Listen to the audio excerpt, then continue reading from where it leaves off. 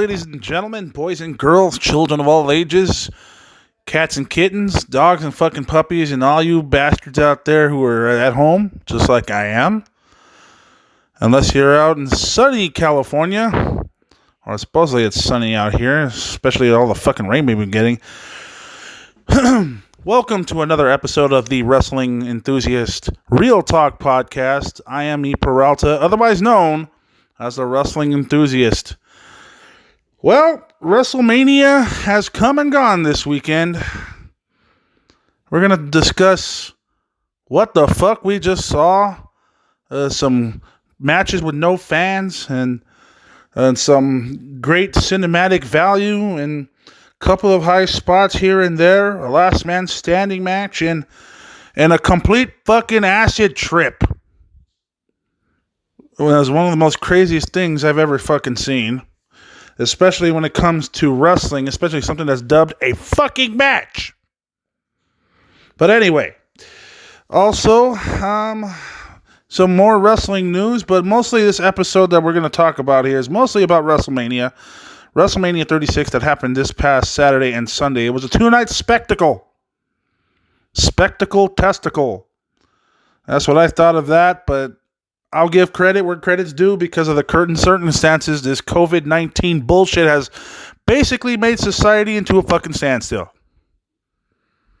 But I'm going to tell you how everything goes. But I'm first talk about the news. But I'm not going to be talking about the news that's going on in the world because it's the same fucking bullshit that I've been seeing the past 3 to 4 weeks. Yeah, because the news has been nothing but all about bunch of bullshit said by the CDC and, of course, the President Pigfucker, who hasn't shut his fucking trap, that's saying that everything is so optimistic he might open the country May 1st. Now, as much as I like to see that shit, we don't know if this fucking shit's contained.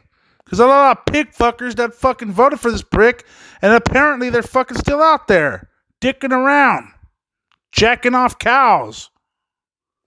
But anyway, I think what we're gonna do is we're gonna take a look at some wrestling news and potential sports news going on. And there's breaking news where we just found out today that the XFL is folding. Yeah, that's right.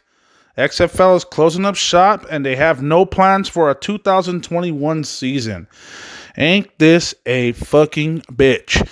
As purported earlier by ESPN, the XFL held a conference call this morning and told all of their employees that they have been terminated. No questions were taken in a call that lasted for only around 10 minutes. ESPN is reporting that there are no plans for a 2021 season. According to a prominent former XFL staffer, president and chief operating officer, Jeffrey Polak, stopped short of saying the league was going out of business. But the strong implications was clear. It's done. It's not coming back, unquote. Of course, the XFL prematurely ended its inaugural season last month due to the coronavirus pandemic. During today's conference call, the word being used was that the company has shut down, and the XFL will pay all their employees through this coming Sunday, which is, of course, April 12th. Today is April 10th as I'm recording this. By the time this will be released, will probably be April 11th. So anyway, Tom Pelissero from the NFL media said the XFL just held a conference call in which all employees were told the league is suspending operations. The word they used was a quote-unquote shutdown. Vince cannot catch a fucking break, especially when it comes to the XFL. It was a bad beginning. It was a bad idea from the beginning, and it's a bad idea now. Why am I not surprised that this has happened? There's certain things that certain people cannot let go. And in my opinion, you just gotta let shit go. Just gotta let shit go. It's just fucking stupid that you gotta have a grudge that you're a fan of football and then your first football league didn't work.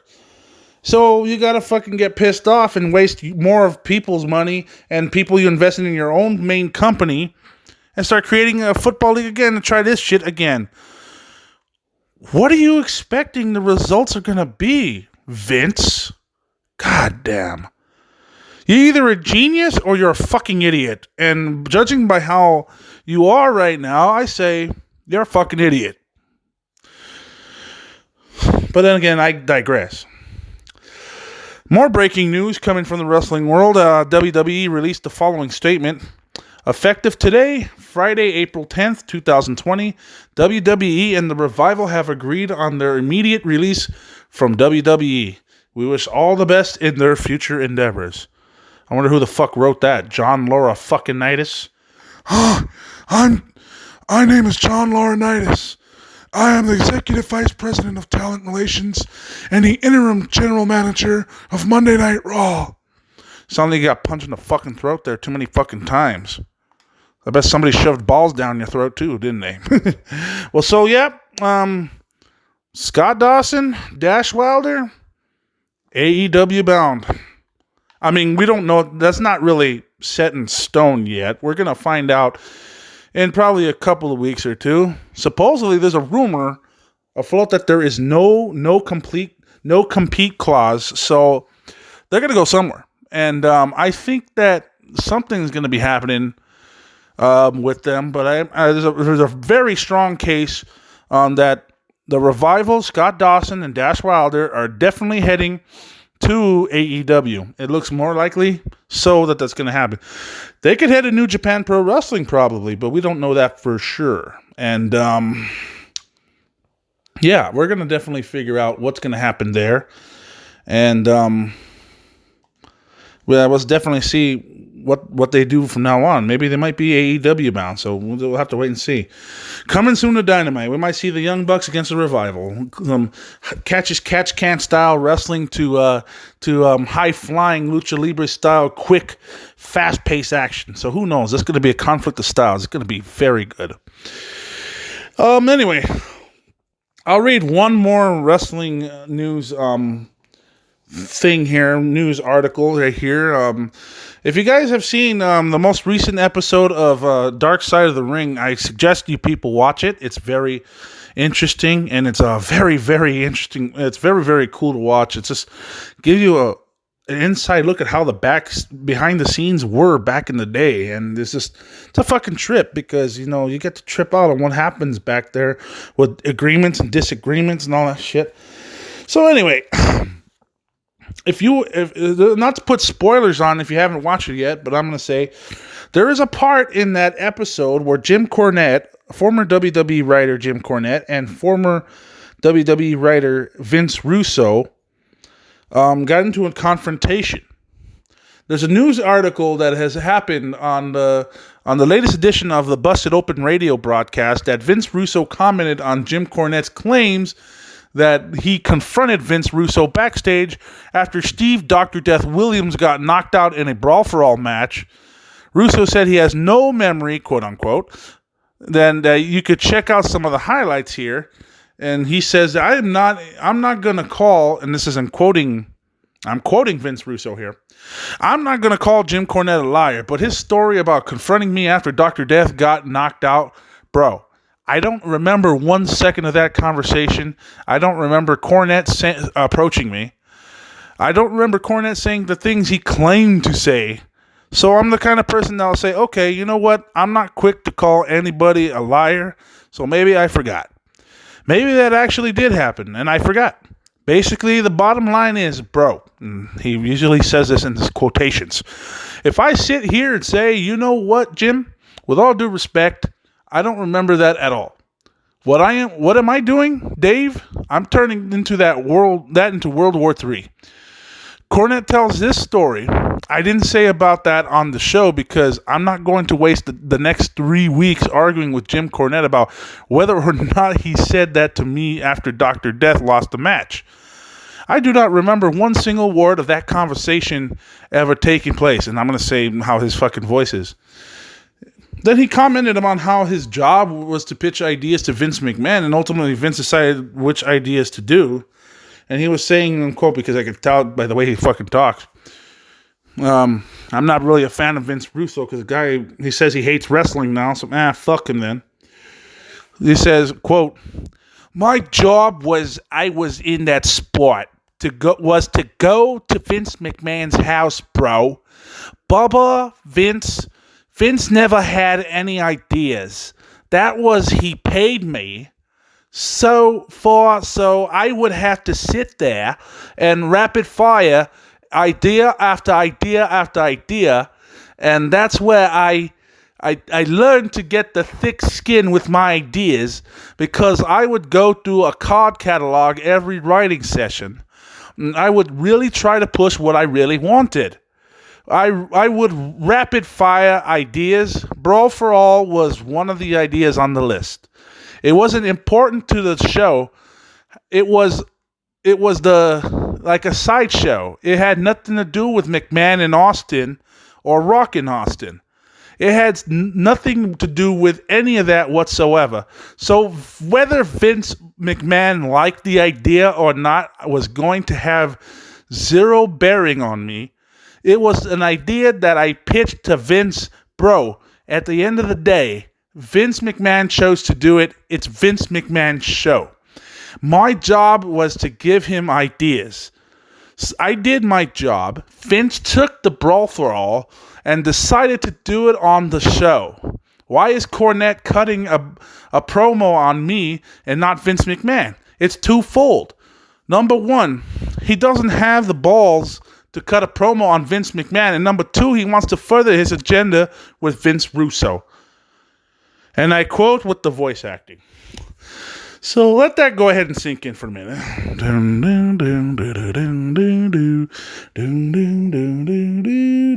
Okay. All right, first of all, you're the one that pitched the fucking idea to Vince McMahon, because Vince McMahon will buy any fucking ideas that anybody comes up with. And of course, second of all, he's going to say it's his fucking idea, because it is his fucking show. And of course he's going to say that, but basically you're the one that came up with, you're the fucking brainchild that came up with that. So you're the shithead, in my opinion. Vince McMahon is just a follower, but yet he owns the company because he took it from his fucking father. So, I mean, why the fuck would you want to accuse Vince McMahon? But then again, Vince McMahon, I kind of believe it. It's a 50-50 thing for me. I kind of somewhat semi-believe it, because I think Vince McMahon was trying to do anything to gain ratings momentum, try to beat WCW Monday Nitro, and any idea sounded good to him, so that's basically what happened there. And it's kind of a complex going on, because you got Vince McMahon, who is a turned the company to a corporate domination for the term wrestling, even though he doesn't like to call it wrestling. He likes to call it, it's called sports entertainment, pal. But of course, Vince Russo is going to come up and start coming up with some shit ideas, and these shit ideas work. The only reason why the Attitude Era became so popular was because of Rock and Steve Austin. Pretty much. You ever notice when he left the WWF and then he went to WCW, he fucked that place up beyond repair to the point where they had to sell the company for pennies on the dollar? And then then this prick goes to TNA Wrestling and he does the same fucking thing in that company and fucking literally destroys her reputation. And because Dixie Carter's a dumb fucking oil tycoon shithead, because she's used her father's money to pretty much open shop to that fucking promotion there. And TNA was doing such a good job until probably 2009.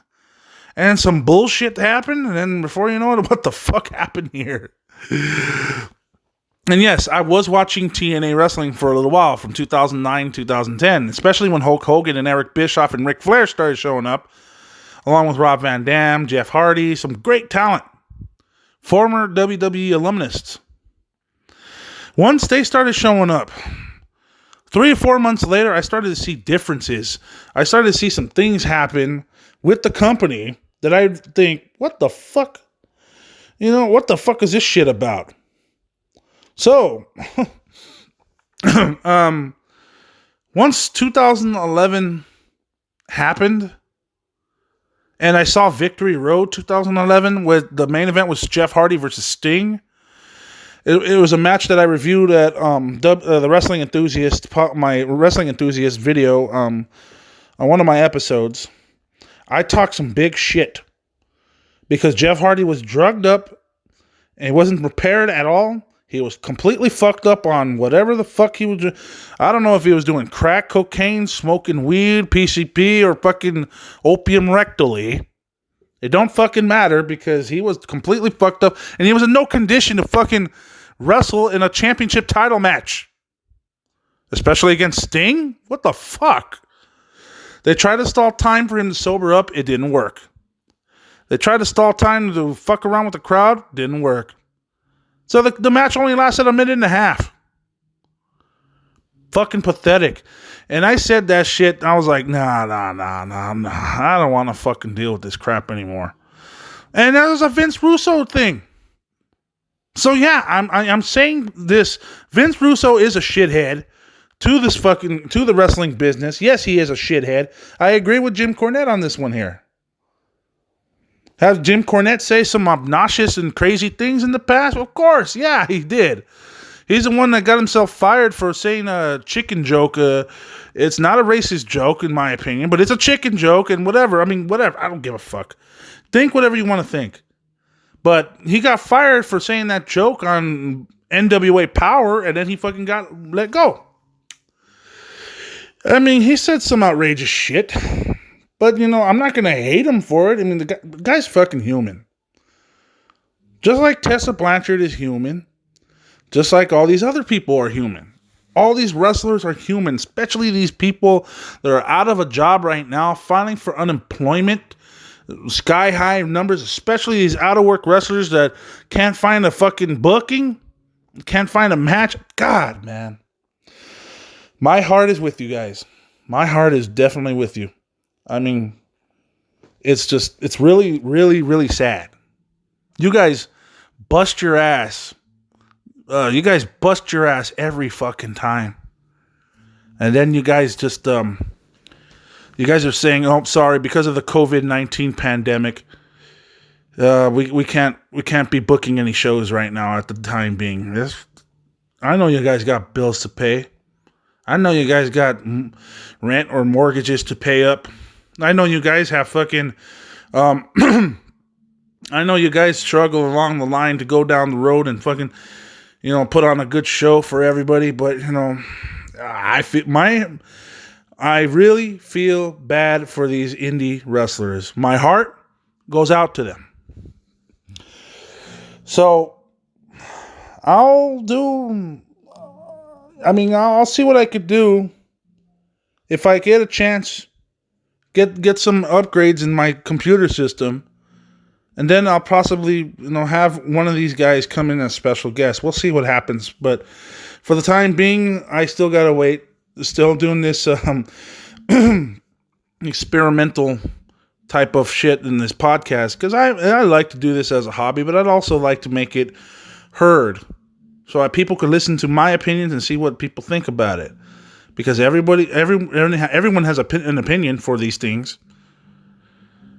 But man, I feel bad for the indie wrestlers, man. I really do.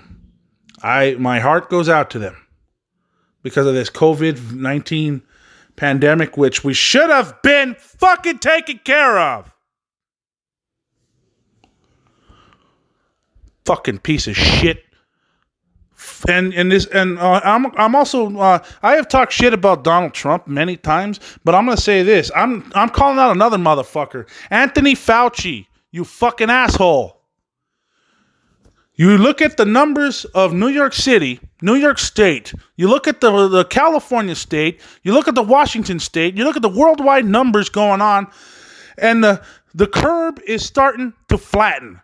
Which I am happy to say the curve is starting to flatten. But yet, you come on the podium and you say that we could be going back to normal by summertime. Do you really think that's really going to happen? Or do you think that this shit's going to end sooner?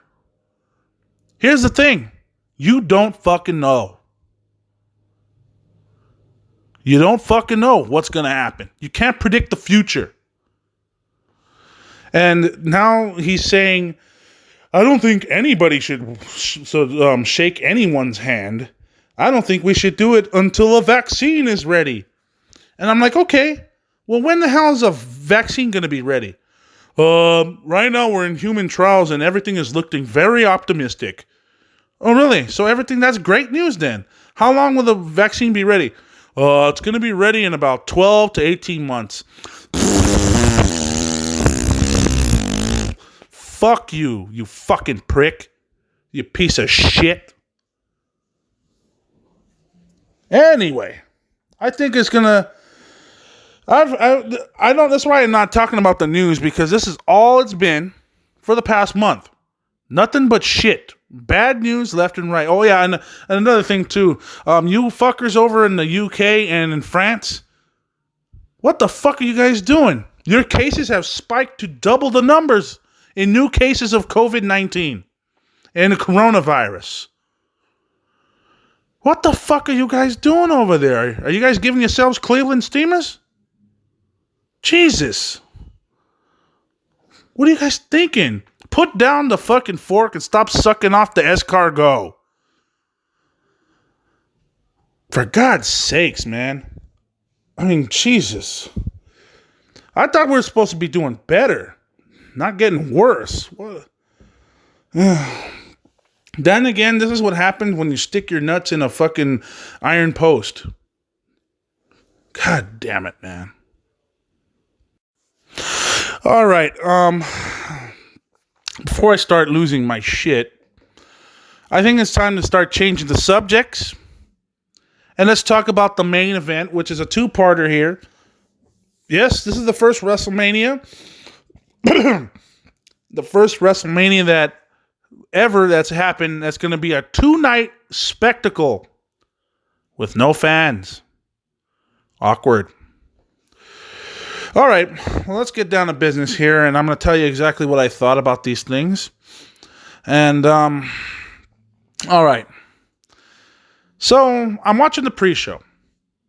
And I see Corey Graves doing with, in the panel with, what is his name? What is this guy's fucking... I never really seen him before. He looks like a comedian from... he looks like a comedian with, from Impractical Jokers on True TV. Looks like one of those dudes. I don't know. I don't give a fuck about his name because I don't really like watching the pre-show. And then when I put him on, I don't pay attention to who's saying what's saying who, and who the panel is. I just don't give a fuck. He's going to look for his momentum. He's going to... If this is called sports entertainment, and this is an entertainment show, and not wrestling, why is there a talk show about it? What the fuck? What is there to talk about? What is there to... Oh, he's got the momentum going on. Who gives a fuck? Who gives a fuck? These fucking panel shows, even the WWE backstage, when everyone got their nipples hard over when CM Punk fucking showed up, and then Paige showed up, and then those other people. Look, they're just talking about things, which is fine. It's fine to be in depth about the show, then yeah, talk about it. But to be saying, oh, this is a preview of what's to come and blah blah blah. What do you think strategy is going to work? Oh God, come on, stop it. If you're going to put real sports thought into real sports strategy going on, why call it sports entertainment? Stupid fuck. All right. While all that stupid bullshit's going on for the first 25 minutes. The first pre-match show, the kickoff show match starts. And it's Drew Gulak versus Cesaro. Well, the match didn't last 5 minutes, but it's a kickoff show. I'm gonna go on and say I'll give it a catch at a break. It's a kickoff show. What the fuck why am I gonna savage this shit? Now, if it's the main part of the show, the main card, during the main card in the first hour, second hour, third hour, then I'll talk shit. But if other than that, no. I mean, given the circumstances with no crowd and all that, all right, well, let's see. So Cesaro beats Drew Gulak It was okay. I mean, both guys are great. Delivered a short, but pretty good energy. Had a good energy in this match. It was likely better to keep it short anyway, especially in an empty arena setting. I mean, there's no fucking people there. I wanted more, though, out of these two because I think these guys could put on a decent 8 or 9 minute match, and I think these guys could do it. I mean, I like what's going on. You know, I like what how Cesaro is doing in the match. You know, giving them knee strikes to Gulak. Gulak tried to sunset flip him in here and there. I mean, so what happened was Cesaro countered the Gulak in the end, and then he hits a no-hands airplane spin, and he ended up winning. There was nothing special here, so I give this match like a 5.5 out of 10. Nothing special. It was just above average. I mean, what's really there to talk about, really? It was just something that was just dropped on there for shits and giggles. So then, more bogus bullshit from Corey Graves and the Impractical Joker. And yeah, I mean, I really didn't give a fuck what their opinions were. I didn't give a fuck what the special interviews were. I mean, it's part of the fucking storyline. Who gives a shit? Okay, so the pay-per-view broadcast starts. This is night 1. I get that typical pay-per-view disclaimer warning, which I've been watching that shit for the past 18 years, and it hasn't changed since. Stephanie McMahon pops up on the screen and welcomes everyone to WrestleMania. Now, I think this was a good idea because, obviously, given the circumstances, except for the fact that they don't mention the COVID-19 or the coronavirus. Why the fuck do you not state the obvious? Like, what is that? Why can't you? It's we know the elephant in the room, but we're not gonna say what it actually called. Well, why the fuck not? This is a Vince McMahon move, and it's a stupid one. However, in terms of presentation with Stephanie, because let's be honest, Vince McMahon doesn't even want to show his fucking face. Stupid prick. Steph welcomes us to WrestleMania and tries to entertain you and your family. This is a family show? Really? Oh, I didn't know that. And that's why the fucking ratings keep getting lower and lower.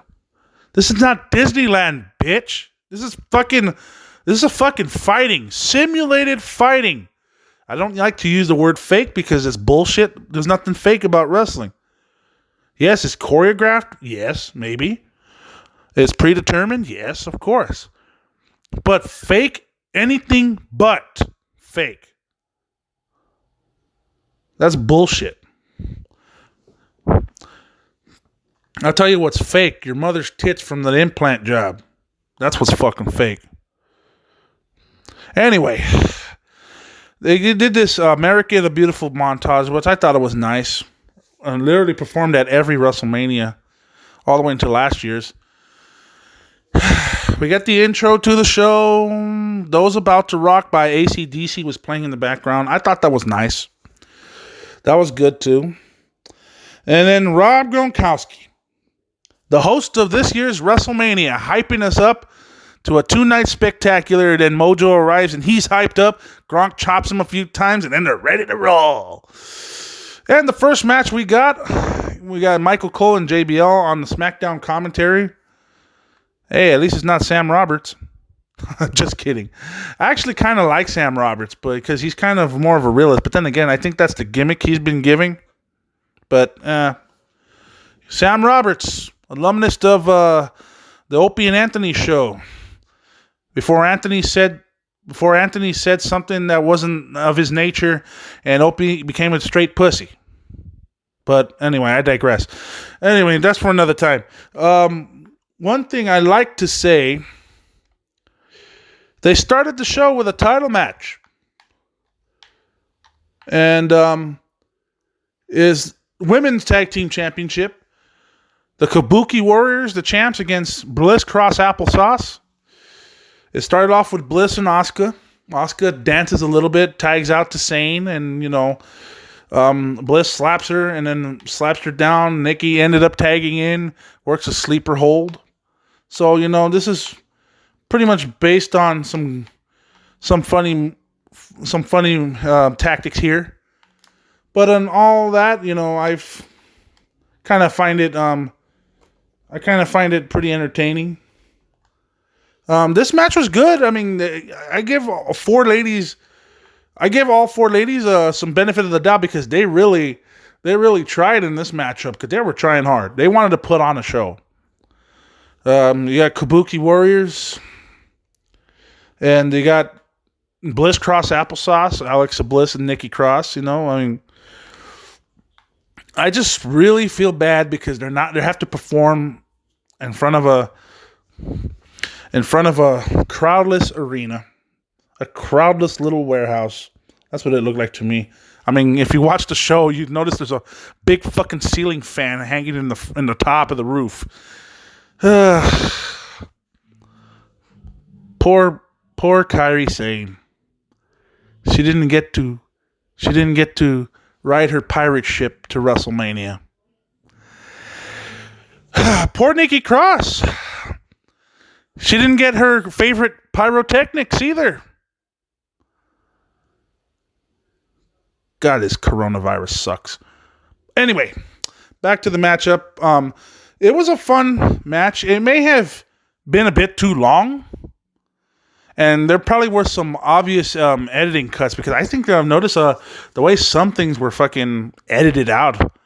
It just doesn't really feel like a live performance or anything like that. All right, but a matter of fact, this match was fun. I mean, wasn't the greatest match I've ever seen, but it was definitely fun. I mean, Nikki's performance was really good. I mean, she really tried, and she really was hyped up, energized. She showed the most energy. Along with Alexa Bliss and Kabuki Warriors, they showed a lot of energy in this match. They did a really good job. I enjoyed this overall. It was a 6.5 out of 10. Bliss Cross Applesauce became the new title holders. They won the championships from Kairi and Asuka, which is, I'm under the impression Kairi's probably going to leave the WWE eventually. She'll probably sign up back to Stardom in Japan, and then she'll probably end up going to AEW sometime down the road. But we don't know. Okay, so once the match ended, we headed over to Kayla, and she was about to interview Sami Zayn. And I'm sorry. What I'm about to say and probably is harsh, but she's literally one of the worst backstage interviewers since Maria Kanellis. But then again, Maria Kanellis is a wrestler, not an interviewer. So, I mean, she gets a pass. If I offend Maria Kanellis fans out there, I'm sorry. Tough, but, when she was a backstage interviewer, she was the shits. But I got nothing against her, though. She was pretty good, actually. She's pretty talented. But Kayla Braxton, I'm so sorry. You're just a drizzling shits. And then this fucking thing, I just cannot fucking stand it. So, after the women's tag team championship match, the Intercontinental title match will be taking place.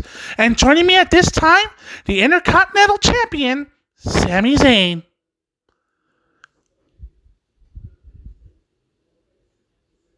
Sami, after what took place on Elimination Chamber...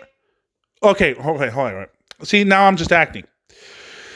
So, okay, first of all, there was no reason to have a 6-second pause for a fucking pop. Especially when we have no fucking audience there. Vince.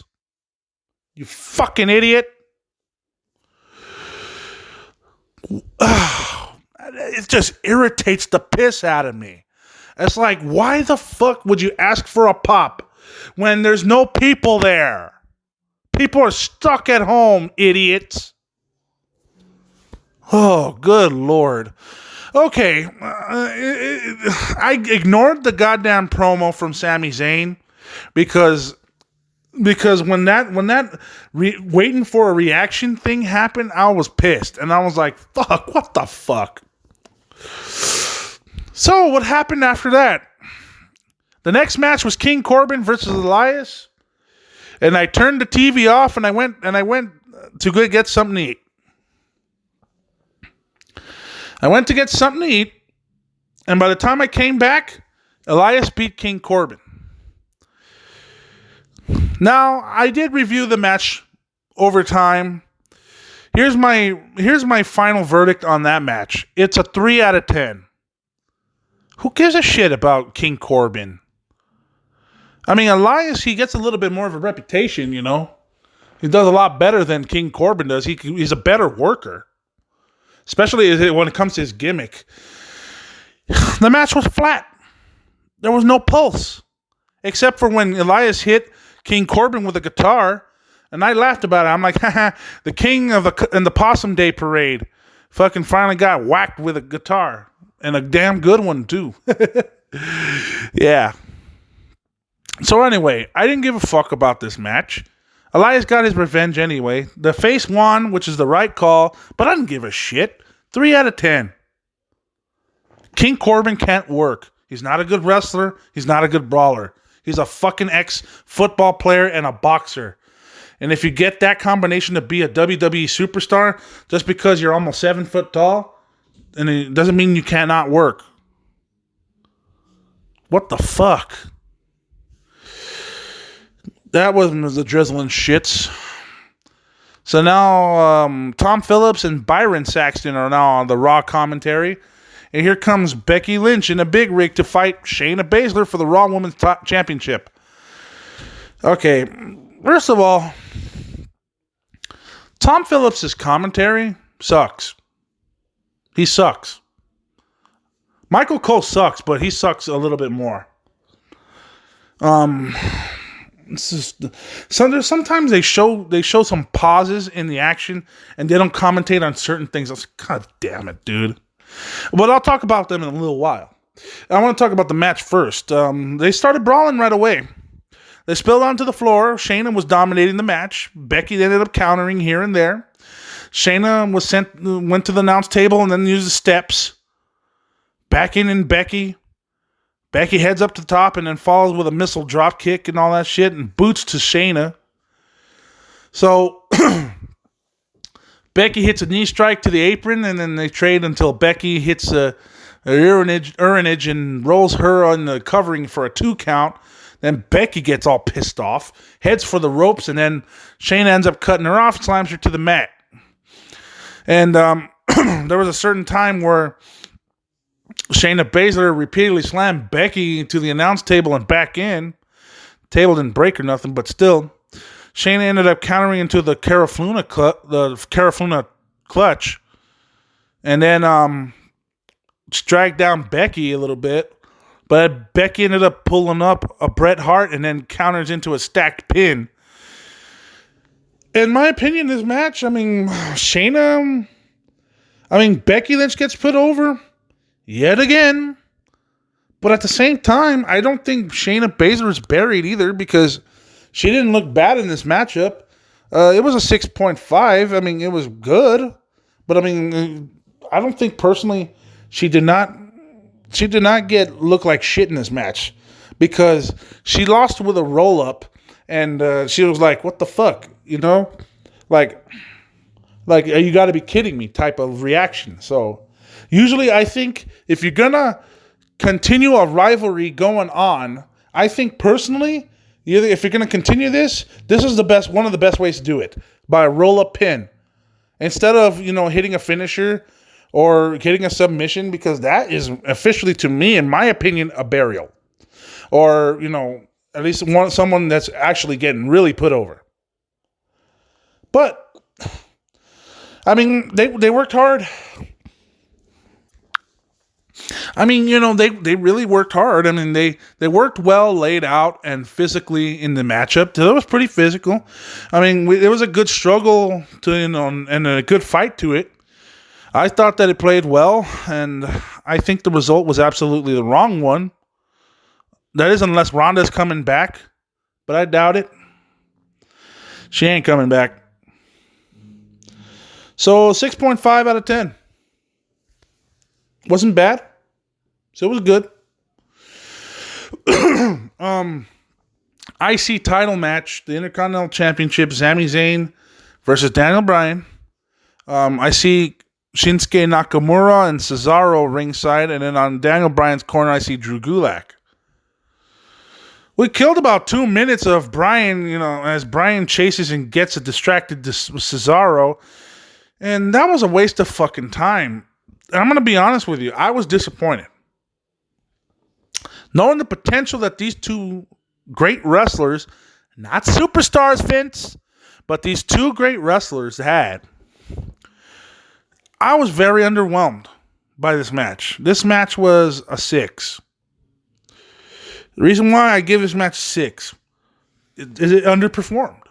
I'm sorry, but it was going along well for a little bit.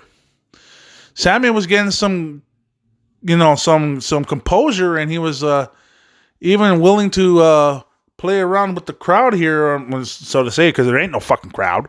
But that's what it looked like, in my opinion, especially after that fucking 5-second pause with Kaylen Braxton backstage. What the fuck was that? Oh, good Lord. Anyway, okay, so, for God's sakes, I just didn't care. I didn't like the match. I liked it to a certain extent, but I didn't care because, it was a kick that ended the match. This was going along well, but even with the stalling, I thought it was okay. Then we got a cliche style TV finish. I told my friend it was a 7 out of 10, but I changed my mind. It's a 6.5. It was cliche. It just felt flat and anticlimactic. Come on. I know Daniel Bryan's better than that. I know Sami Zayn's better. This looked like a match you would watch on Monday Night Raw. Come the fuck on, dude. So 6.5 out of 10. I was going to say 6, but no. I changed my mind. 6.5. Got to think about the importance here. So that's the thing. All right, next up, we have a situation here that is definitely unique. It was supposed to be a SmackDown Tag Team title ladder match that was supposed to face the Usos, The New Day, and Miz and Morrison. Guess what? The Miz got sick. So what happens? Let's rewrite the whole fucking thing and make it a one-on-one-on-one. A triple threat. 3 men representing one team. Oh, my God. I hate these fucking writers. I hate these fucking bookers.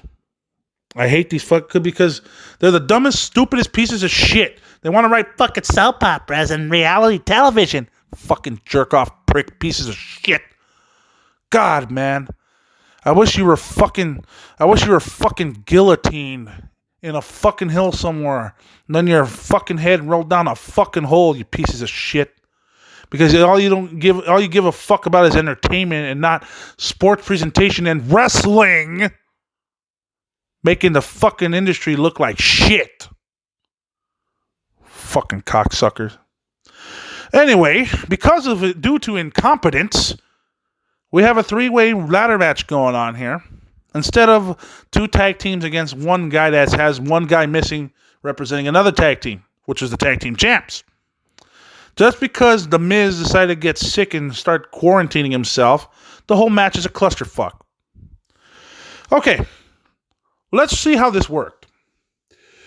It was a fun stretch of counters here and there. They all grab a ladder so they could climb up. Jimmy got dumped first, and then Morrison got pulled down. Kofi and Morrison cut him off with a running knee strike here and there. So, it's a ladder match. It had some minor spots here and there, but I didn't find nothing too spectacular. It was good. In my opinion, there was that one spot there where fucking Jimmy Uso fell off the ladder and then he fucking took a bump all the way to the floor. I was like, Jesus Christ, what the fuck? And I just said to myself, man, I'm surprised he did not get a fucking tear a tendon or break a shoulder or dislocate a shoulder from that.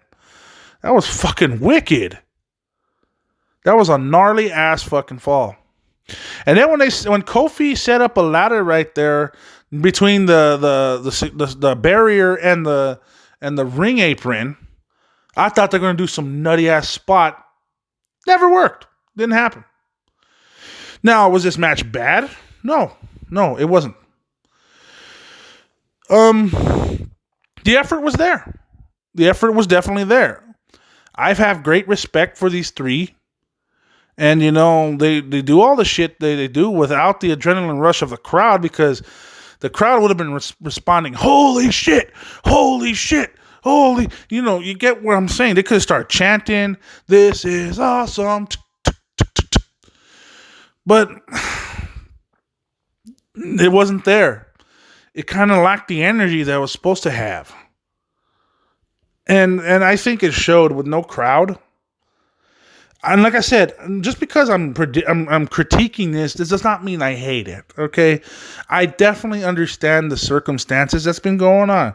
The coronavirus is running rampant all over the planet, and apparently we're done with these lockdown circumstances.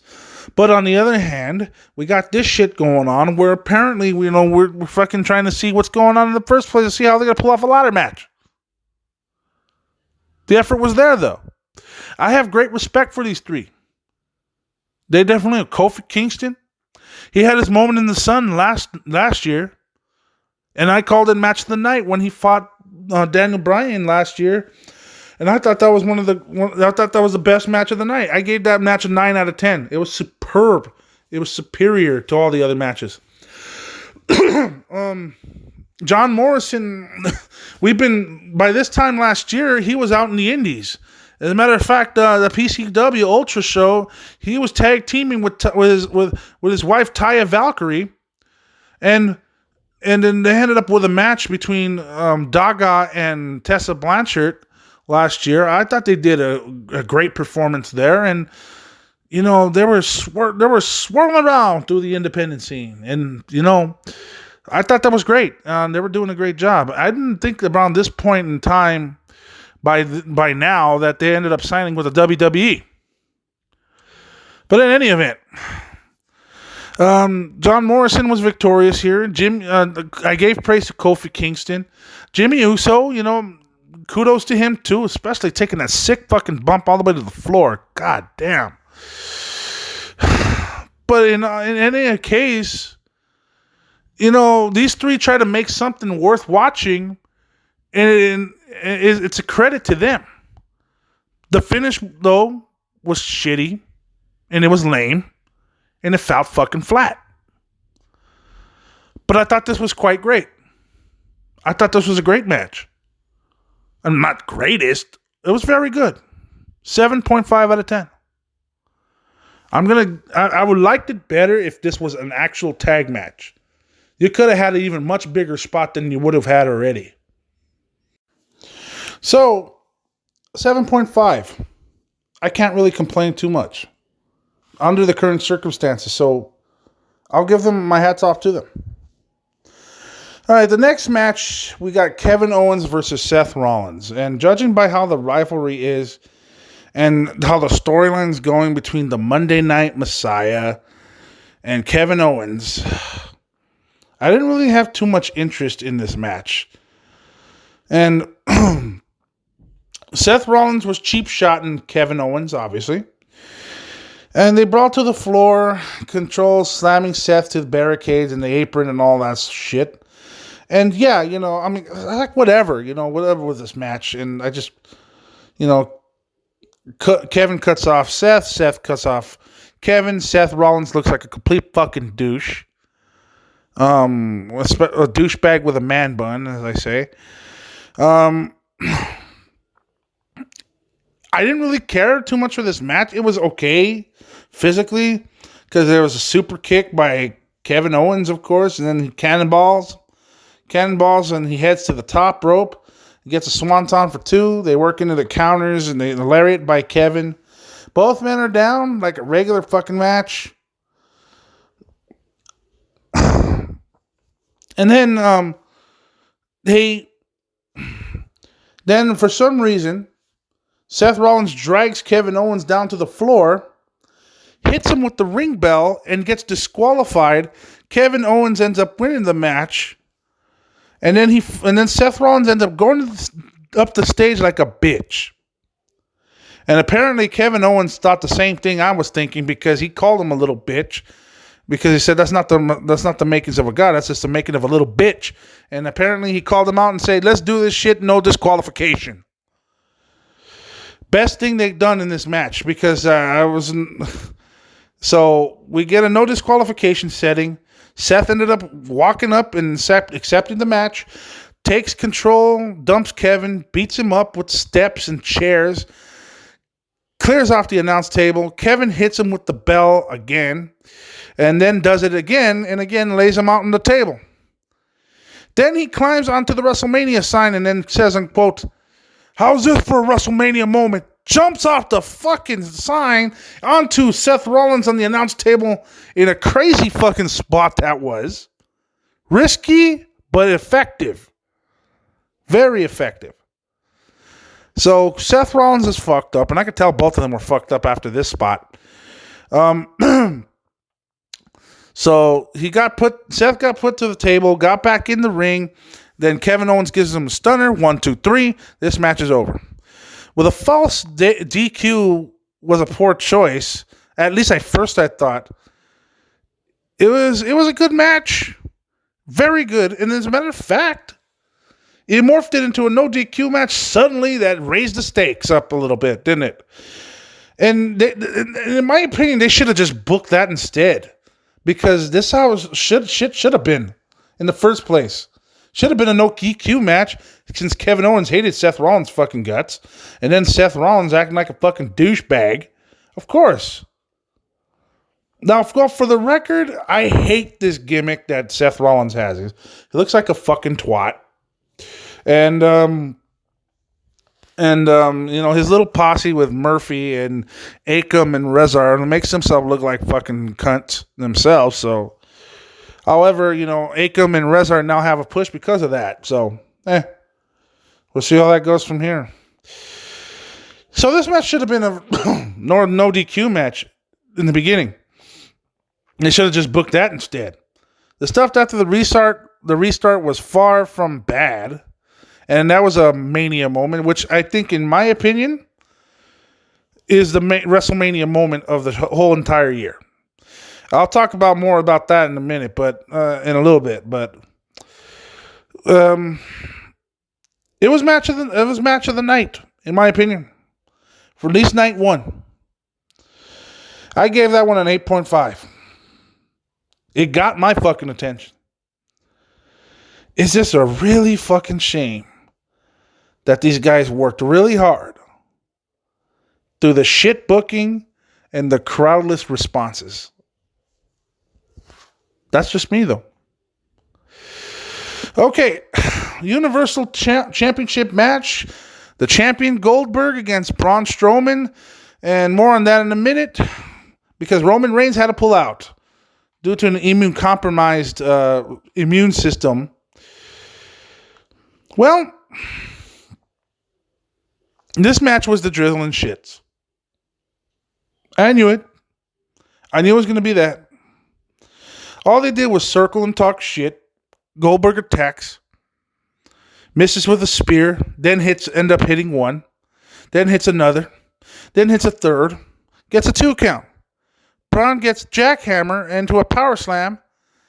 And then hits another and another. 1, 2, 3. And it finishes. Not much of a match here. It was shit. At least out of this whole ordeal here, Braun Strowman finally won a world title.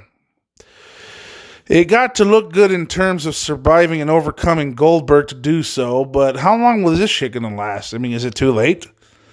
Who the hell knows? We'll find out going forward eventually. I think this is what needed to be and came away, and it was the right call to make. But the match quality was pure shit. And that's how I expected it. I didn't expect this to be a spectacle. I mean, if it was a brawl with going through at least one barricade, then maybe I would have gave it something. But this fucking match is worthless. No rating. Because it's a main event. It's a co-main event of the evening, and the match didn't last 5 minutes. Looking at the official count here. Let me see if I can pull this up here. Official count. 2 minutes and 44 seconds. What the fuck? So I gave it no rating. And if you don't know what a no rating score is, that means equivalent to 0. That means it was a piss stain on the show. Now, piss stains. They so far and so have come and gone.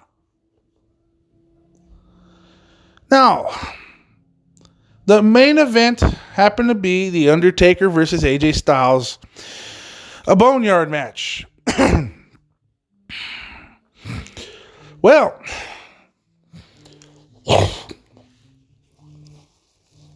now, when I heard about this shit being announced, I knew this match was going to have some sort of a cinematic feel. But I think I understood why they did this.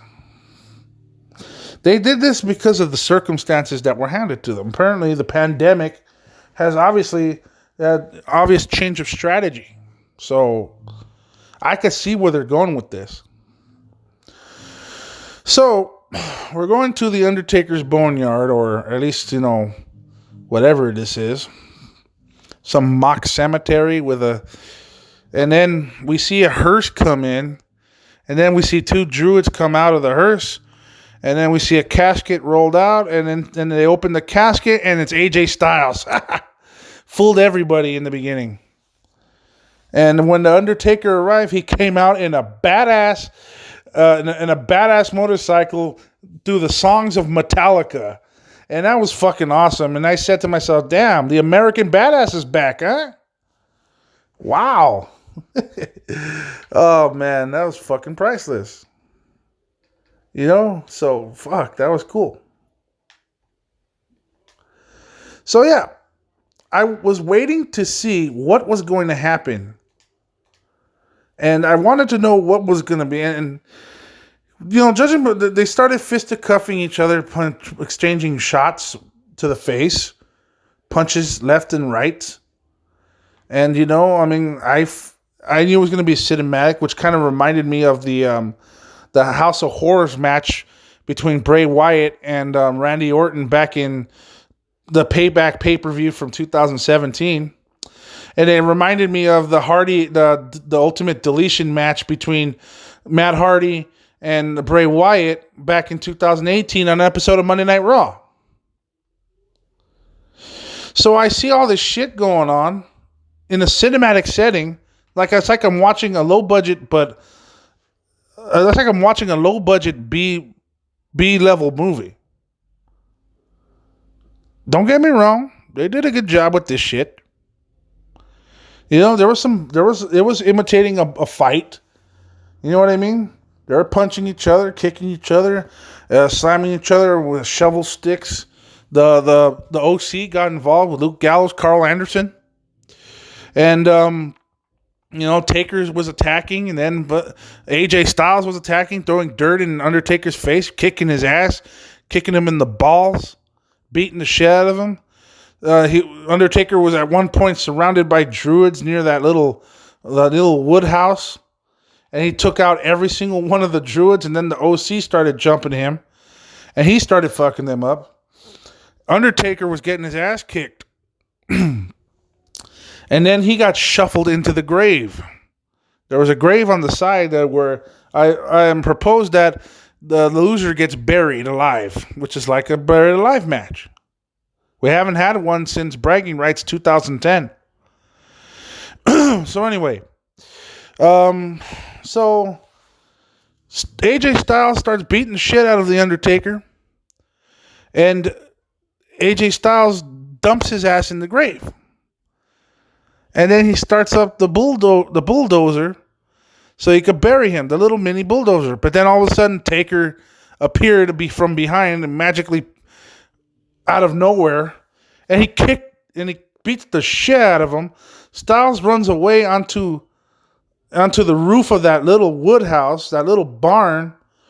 Taker ended up following him, and Taker summoned fire and boots Styles in the face. Then the OC got fucked up and then tosses Gallows off the rooftop, and then Carl Anderson got tombstone. Styles kept on fighting until he got chokeslammed off the roof. Taker then talks shit to Styles, and if he's all broken and battered, he takes him to the grave, and Styles begs of mercy, tells him, I'm sorry. Taker says, you fought your ass off. You fought your ass off, man. You fought your ass off. And boom, kicks him into the grave. Taker then buried his ass in the grave to win. Well, and it was a cinematic setting. Now, I'm not saying I hated this. I like this. This is great. But since it's like a cinematic type of thing going on here, it's being presented like a movie. It's being presented with a soundtrack in the background, with some special effects and whatnot. I'm sorry, but I can't give this match a rating because of that. Yeah, big fat donut again, but not because. I'm not giving it a big fat donut marker on it. I just don't know what to think of a match like this because it's not really presented like a match. It's kind of presented like a fucking movie. And the way I see it, I can't really rate such a thing. Now, when I did review the House of Horrors match, I did not know what to think of it. I gave it a non-rating because the elements of a wrestling match, just felt weird to me. It's not unusual. It's unusual. It's weird. It's different. It's a different setting. You know what I mean? It's not at the venue, but at the same time, there's no wrestling ring in the background. It's just a fucking fight. It's like filming a fight scene. 15, 20-minute fight scene. And that qualifies as a WrestleMania match and a WrestleMania victory for The Undertaker. He's 25-2. Good Lord. But I'm not saying I don't like it. I like it. But I just can't give it a rating. It just doesn't feel like a wrestling match to me.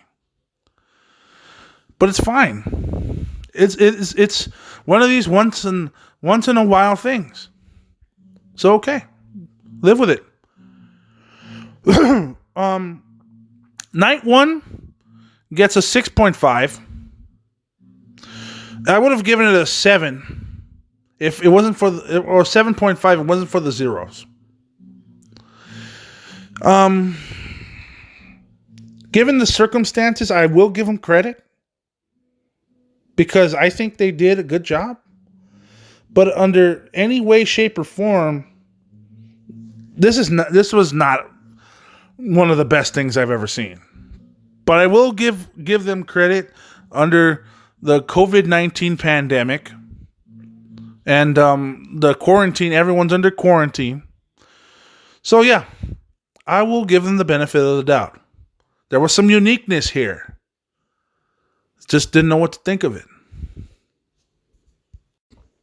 Now, shall we go to night 2? I think there might be an explanation here for night number 2. So we get another kickoff show talking about some boring nonsense, of course. Liv Morgan fought Natalya. and I didn't give two cans of piss about it. It was Liv Morgan got put over by Natalya. Okay, I give her that. But that's all I could give it. I give it a 4 out of 10. It's not much to talk about here. And I got no hatred towards Natalya, and I got no hatred towards Liv Morgan. I mean, even though Liv Morgan looks like she'd be into that S&M shit, but I shouldn't judge her, to be honest with you. I'm pretty sure she is a unique persona. And I'm pretty sure she got interesting character. Same thing with Natalya. You know, her father was Jim the Anvil Neidhart, you know. And she's an accomplished wrestler. She has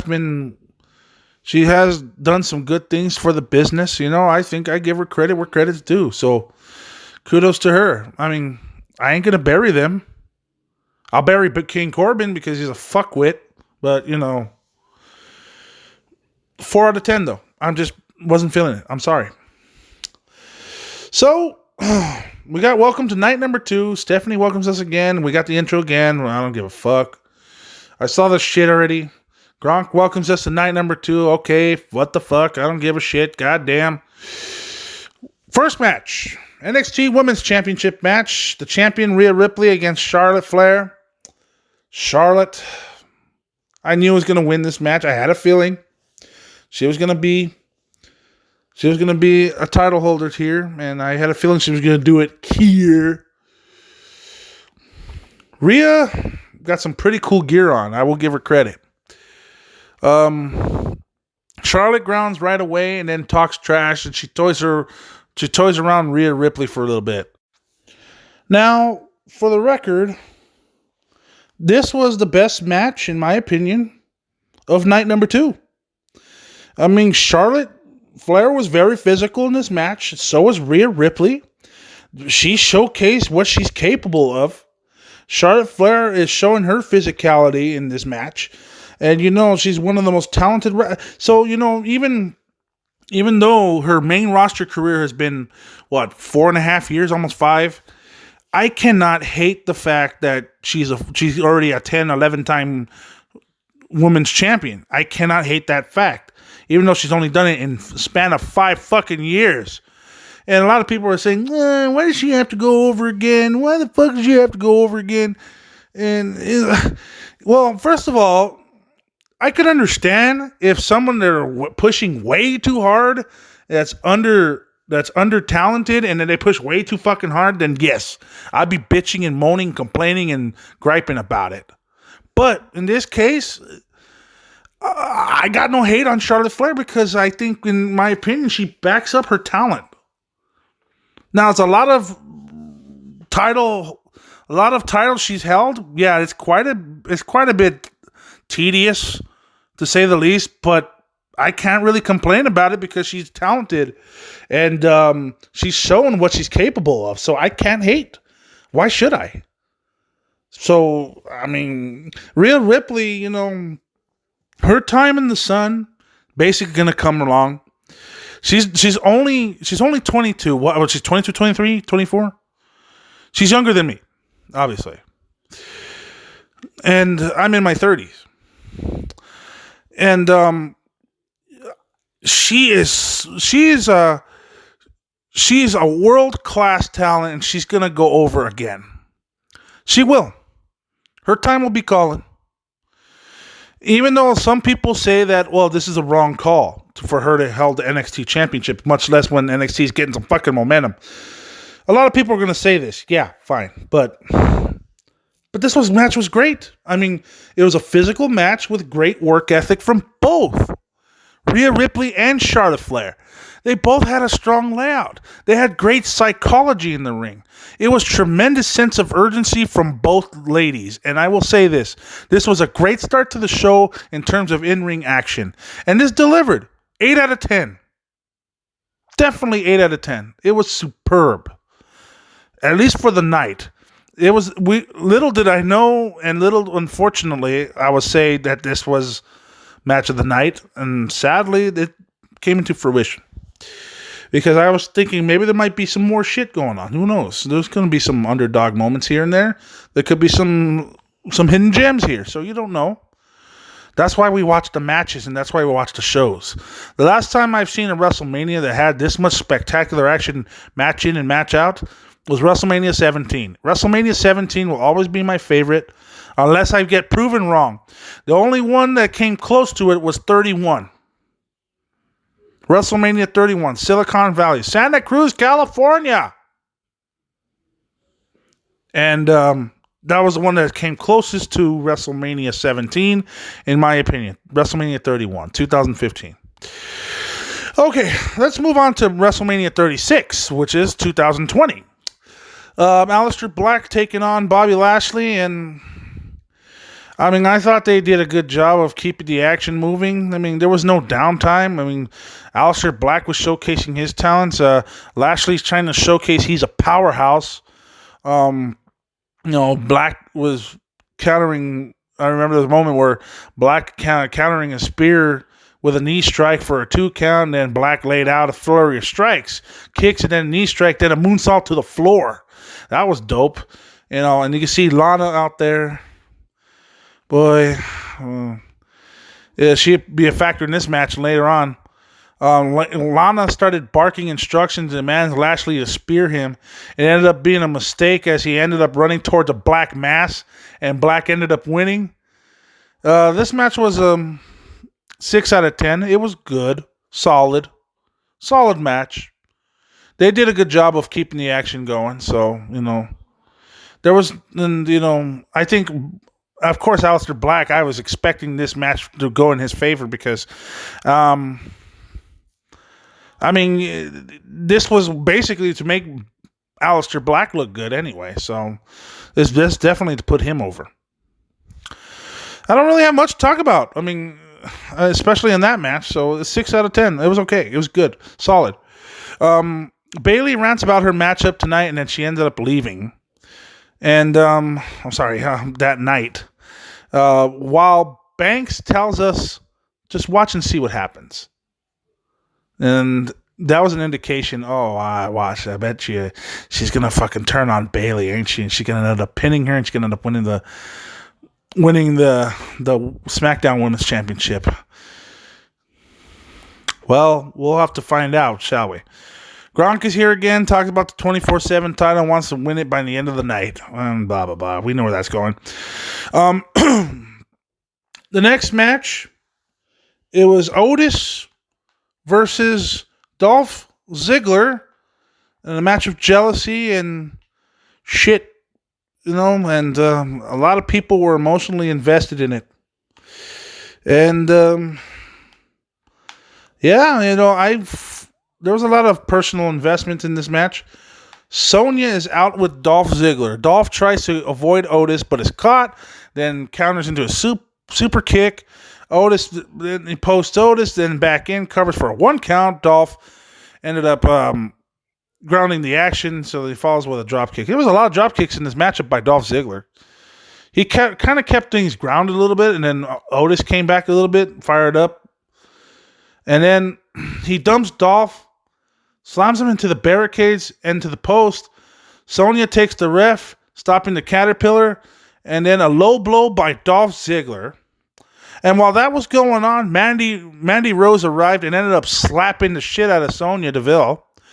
And then she ended up punching Dolph Ziggler in the nuts. Otis then hits the caterpillar, and then he wins. The match was okay, but the important thing was at the end. True love prevailed. Love is all you need. It wasn't a masterpiece. 6.5 out of 10. And, of course, so the end result was Mandy Rose macking on big old Otis. And my opinion, I'm like, if that was real life, wasn't it? If only that was real life. There's a lot of nerds out there that probably wish they were cheering on in this matchup. But anyway, true love prevailed. You never know. It was a good love story, so to say. And I remember watching an exclusive interview. And after the interview, they were happy, that Mandy is now taking Otis out, and they're like, "Come on, let's get some steaks." All right, elephant in the room. The last man standing match, Edge versus Randy Orton. Poor old Edge. Poor Edge. I feel so bad for him. I feel so awful for him. He has to make a WrestleMania comeback match. And then he fucking performs in front of nobody. And Randy Orton, I mean, whatever with Randy Orton, because he's pretty much performed in front of every type of audience there was out there. I'm pretty sure this will be a different experience for him, but anyway, that's not the point. I feel more bad for Edge than Randy Orton here. Okay, that's about all I'm going to say. This is supposed to be a grudge match, and it was supposed to be a last man standing match. As soon as the Edge was in the ring, waiting for Randy Orton popped out from behind Edge and get him an RKO out of nowhere. Orton hits another one, and then the count is on. They end up to the floor, and Orton hits him with a camera, and they ended up brawling backstage into the gym, and then they ended up doing some fucking Chris Benoit shit. Who the fuck was thinking this shit? Of course, there's flashbacks of Chris Benoit happening here. Jesus Lord. It's funny, because ironic enough, everybody is watching that fucking Dark Side of the Ring 2-part series of the Chris Benoit murders. When he murdered his son Daniel and his wife Nancy. What the fuck? Ugh. Someone shit the bed that day and was not thinking straight. Someone was not right in the fucking head here. Who told him that that'd be a good spot to put Edge's head on that fucking weight bearing on his neck? Of course, talk about fucking flashbacks. Post-traumatic stress? Ring any bells? Who the fuck thought of this? It was a good idea. This was stupid. Speaking of stupid and delusional people, someone thought that it would be a good idea for them to keep fighting in the back in the gym area. And trust me, let me just say this. I'm going to say this for the record here. This was not as good as the Tommaso Ciampa Johnny Gargano rivalry backstage fight that they had on NXT. And let me rephrase that. That was on NXT. Who the fuck was writing this? Again, bookers. Fucking drama writers. God, I fucking hate you motherfuckers. Really, I hope you get fucking scoliosis of the back. They walk like fucking the Hunchback of Notre Dame. Piece of shit. Cock-sucking fucks.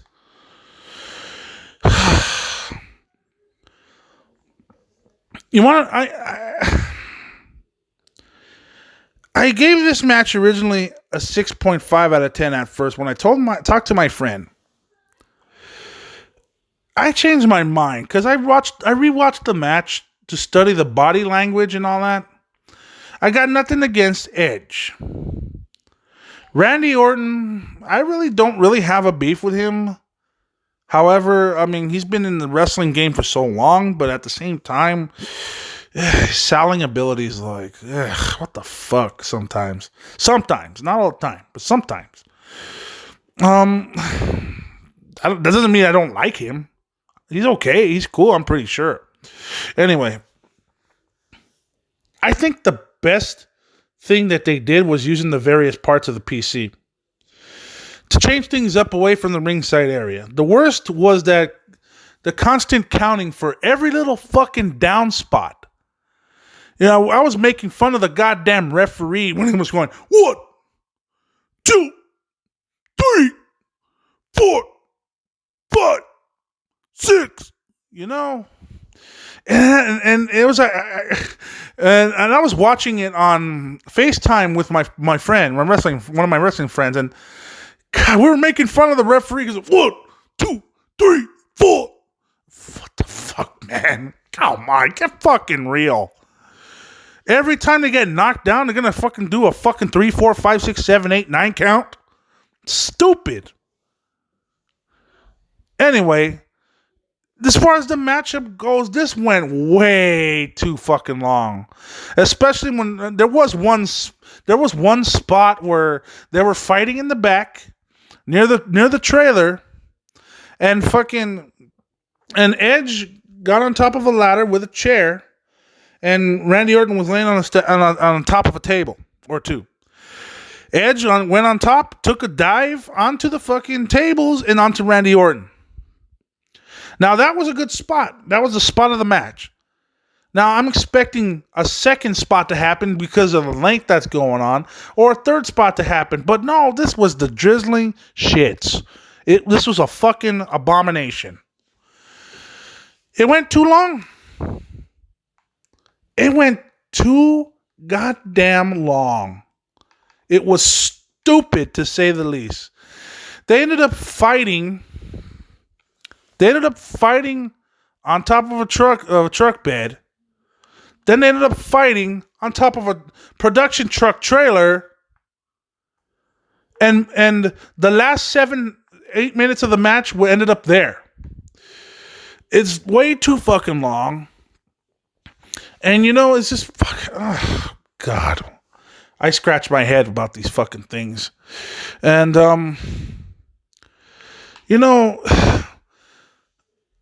Edge's return single match was a horrible call. I mean, nothing against Edge. Especially it's for 30 fucking minutes.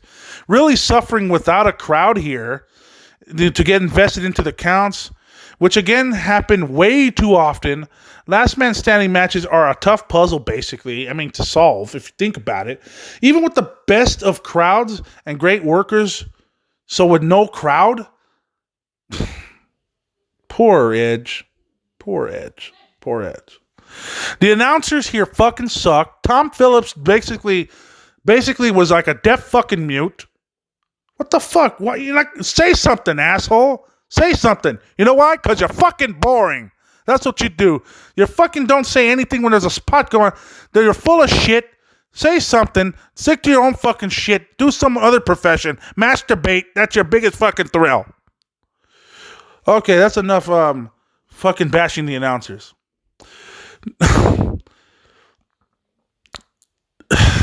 There was no energy.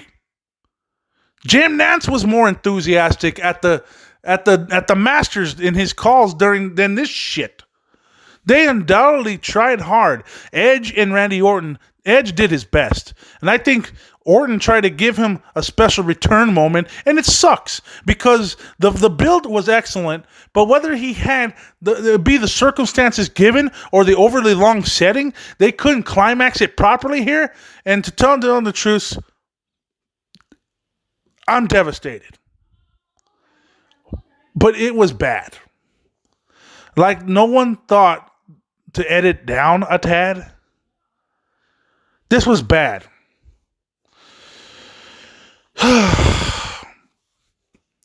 So I gave it a 3 out of 10. That is very fucking disappointing.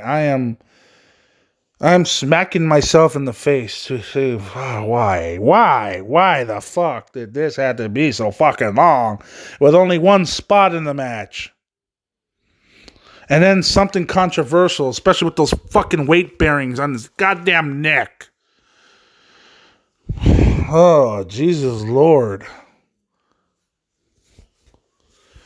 Okay. So, we're about to go back to discussing how WrestleMania is, and then all of a sudden the 24/7 goofs, the low carders, they start fighting each other, and then Gronk dies off the balcony, the little perch, and then he ends up pinning the Mojo Rawley for the 24/7 championship. So Rob Gronkowski is 24/7 champion. I could be 24/7 champion if I want him.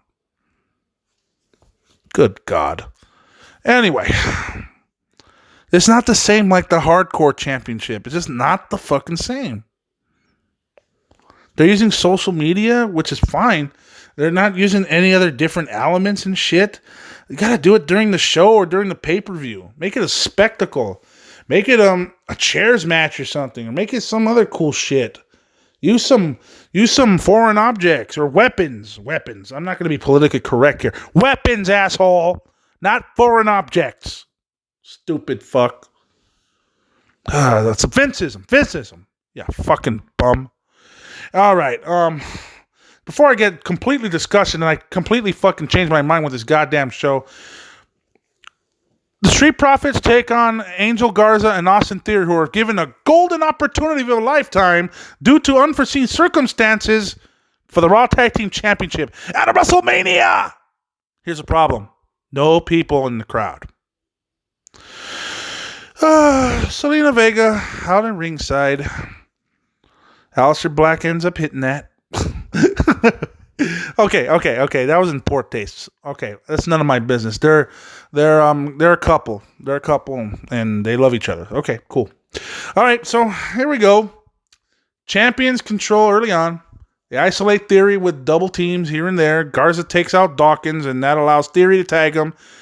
And the pants are off. Knowing Angel Garza already, like a Chippendale fuck. Anyway,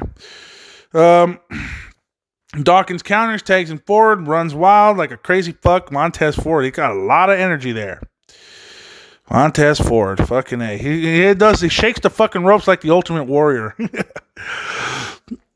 Fucking shit starts breaking down, and before you know it, Ford hits the top rope, and Garza moonsaults to the floor, wiping out the champions. Back in, and then the springboard moonsault falls for a 2 count.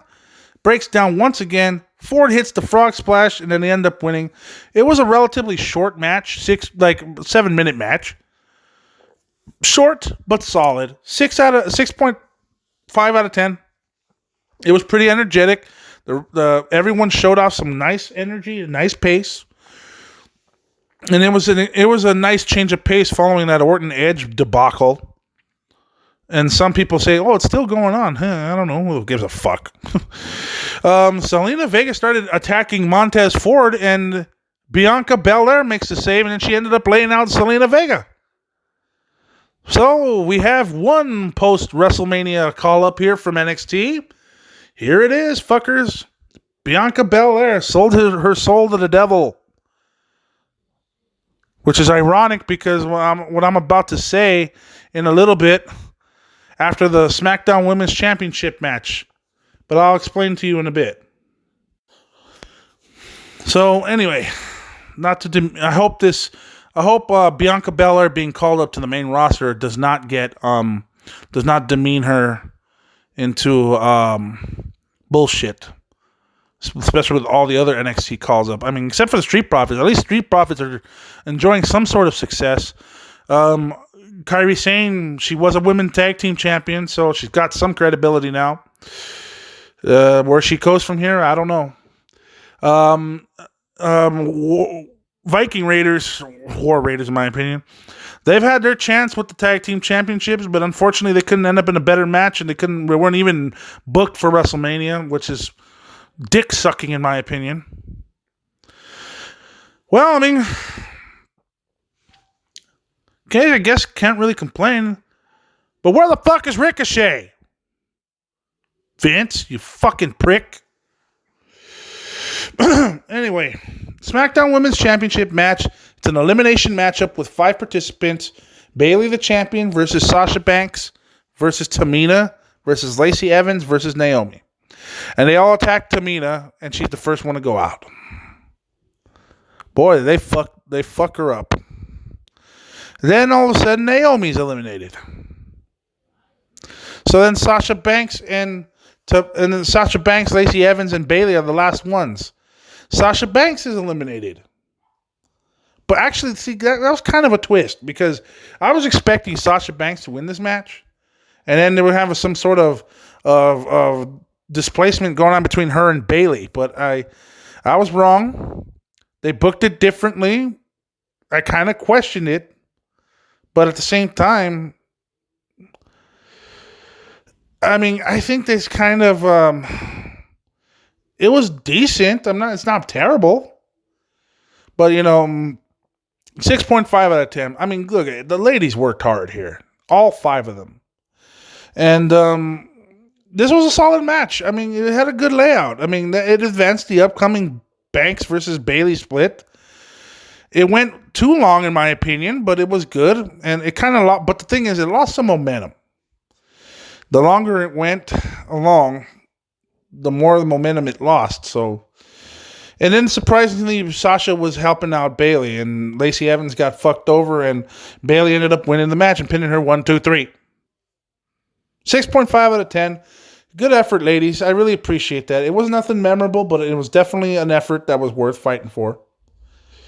So don't get me wrong. Okay. I think that was the best of everything of the whole WrestleMania. Right there. Because what I'm about to tell you next really fucked me up. John Cena versus The Fiend Bray Wyatt in a Firefly Funhouse match. Now, after watching the Boneyard match, I thought to myself, this is probably going to be another cinematic type match, movie style. And we don't know what the whole expectation of this is going to be. Okay, so here it goes. Cena arrives on stage. And then all of a sudden the video interrupts and let me in, blah, blah, blah. Bray Wyatt appears and the Firefly Funhouse thing comes on. And he welcomes John Cena to the Funhouse. And Cena magically appears in the Funhouse. Ramblin' Rabbit greets him and tells him to follow Bray. And then Cena with fucking puppets, his little characters. Cena enters a wacky land and Puppet Vince is there. It kind of looks like a fucking remade version of the fucking of WWE 2K game of the Career Dynasty mode or whatever the fuck that is. I don't really play the games that much, but whatever. And tells him opportunities. We're gonna last. Devil Vince. Okay, I got to admit that is funny. That's funny, making a Vince McMahon devil puppet out of him. That I gotta admit, that's fucking funny. Anyway, we get Bray doing the original angle challenge, and Cena arrives in boots and tights like he was back in 2002. Bray mocks him for almost being fired, avoids strikes, and sings Nikki's theme. And the Buzzard and the Puppet Vince are on commentary, which is weird. Bray does a Hogan Saturday Night Main Event promo thing, and it has the montage. And then Cena arrives doing an 80s montage, lifting weights. And then his arms stop working after he overworked. And then all of a sudden he turns into a thugonomic Cena on the SmackDown flat stage. Cena does a rap talking about Bray's little joke, making fun of Husky Harris and calling him a disappointment and a slut or opportunity, blowing every chance. Bray does a after-school special monologue, calling Cena a bully and a horrible person. I feel like Cliff Booth smoking that acid-laced cigar in Once Upon a Time in Hollywood. Bray is back in Wyatt Family Bray. We're here. He attacks, hands Cena a chair, says from his WrestleMania moment 6 years ago from WrestleMania 30, and he tells Cena to fix it, and it disappears. Bray turns into an Eric Bischoff-like guy. Basically turns into Eric Bischoff, pretty much, in this shit. I'm like, huh? And then by this point, I'm like, what the fuck? And then, okay, I'm trying to calm down. So he turns into an Eric Bischoff-like figure. And it's WCW Monday Nitro, and then Cena is Hollywood Hogan, a.k.a. he's Hollywood Cena. And then the Vince puppet says, "This is such good shit," which is probably something he would say. Oh, the fucking irony. Cena has a flashback, beats up Huskins, and then the Fiend arrives, Mandible Claw, Sister Abigail, Mandible Claw, and the friendly Bray Wyatt counts the pin 1, 2, 3, I think. What kind of fucking drugs were they on? This is a good thing to watch if you're on acid. Well, creative, and I admit it's kind of creative using some wrestling nostalgia and even amusing. Okay, I'm going to go out and say this. Not only do I not know what to think of, because I don't know what to think of, but at the same time, this is a match? This is a fucking match? This is proclaimed a fucking match. Don't get me wrong. This is some elements I like, but at the same time, if you think about it, what the fuck are you... Yeah. This fucked with me. I'm going to say this now. This definitely fucked with me. It was not a wrestling match. It was a mind fuck. That's what this was. It was trippy. It was weird. It was odd. And it was, I guess, for some superstitious people, it's probably a bit of discomfort. But goddamn. Production crew. If you're listening out there, I want the drugs you're selling, because that is some good shit you guys are fucking smoking. God damn. I thought this was a voyage to Atlantis. I mean, God, I was like, God damn. Especially with this pirate theme Wrestlemania. At first I was thinking, well, how would I know? I guess we'll never know, because this is some fucking complete opium rectally. And let me tell you this, I'm going to go on record. I have never ever ate psychedelic mushrooms before. But after watching this Firefly Funhouse match between John Cena and Bray Wyatt, the Fiend, I felt like I just hallucinated on mushrooms. And then after the match, or segment, so to say, I can't even call it a goddamn match. It's a segment. After this 15-minute long segment has ended, it goes back to Titus O'Neil's shock face, who took over for Rob Gronkowski, by the way. And he has this shock face like, wow, what was that we just saw? You're asking me? I'm asking you.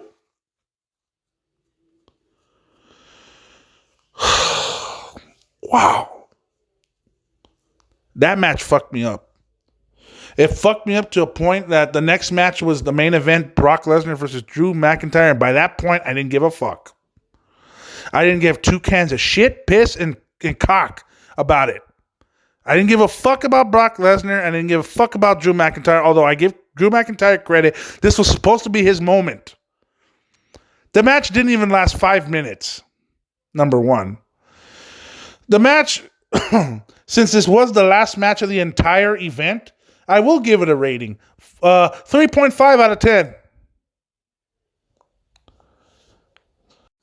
I mean, this whole entire match, they brawl at the bell. Claymore by Drew. Brock kicks out. Brock avoids a second. Hits a German suplex, then another, then an F5, follows by a one count.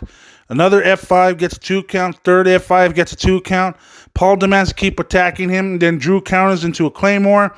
Hits another, and then one more, and then that's it. That's your whole fucking match. That's your main event. Although it was the right decision, Drew could never have his moment in front of a crowd. That's the more saddest part of the whole thing here. So 3.5. And you think I gave a shit at this point? I don't. Night 2. It started off with a gem, and it finished with a polished turd. And it was a polished turd that was hinted with a hint of cocaine on it. God damn. I have never seen a WrestleMania that had these type of moments in such a bipolar standpoint. Where it was just a decent amount of good showing. It started off phenomenally. No pun intended by The Undertaker and AJ Styles. But an 8.5 match turning to a 6-point match to a 6.5. And then you got a 3.5 match with that last standing match that took like fucking decades to finish. No disrespect to Edge, but good God. The Raw Tag Team Champions defended with a call-up from NXT. That had its purpose. 6 out of 10. The elimination match was a 6.5. It was decent. It went a little too long, but it had its moments. I don't know what the fuck that Firefly Funhouse match was. I don't know. I'm like, God damn. Jim Cornette called it an abortion, but I called it a drug trip. I'm like, Jesus Lord God Almighty, man, this is nuts. And then the Brock Lesnar Drew McIntyre match, typical Brock Lesnar title match at WrestleMania. It was fucking filled with suplexes and F5s. Whoa, ain't that a fucking shocker? Fuck this. Thanks to those low scores and the don't know what to think of the Firefly Funhouse match, this was a 4.5 out of 10 overall. Night number 2. So what did I think of the whole weekend? You have a 6.5 night 1, and you got a 4.5 night 2. This whole WrestleMania was a 5.5 out of 10, in my opinion. In my eyes, the whole entire weekend. If you were to rate, because I like to rate events individually, this was the oddest WrestleMania I have ever seen. Definitely the weirdest. And don't get me wrong, I truly appreciate them because, to be honest about it, the whole situation involving the pandemic and the quarantine rules and the laws going in effect, basically we're under martial law if you think about it. Fucking government. And, based on the circumstances that we're currently at right now, this is one of the weirdest things I've ever seen. And, but I'll give them credit to where credit's due. They try to put on a show, during the times that we're in. So, okay, I could understand that shit. So, okay, that's fine. But, like I said, it's just very fucking weird. It's just very fucking weird. This is a WrestleMania for the history books. And not the good one either. But I'll give credit to where credit's due. At least they try to put on a show. I will give them props for that.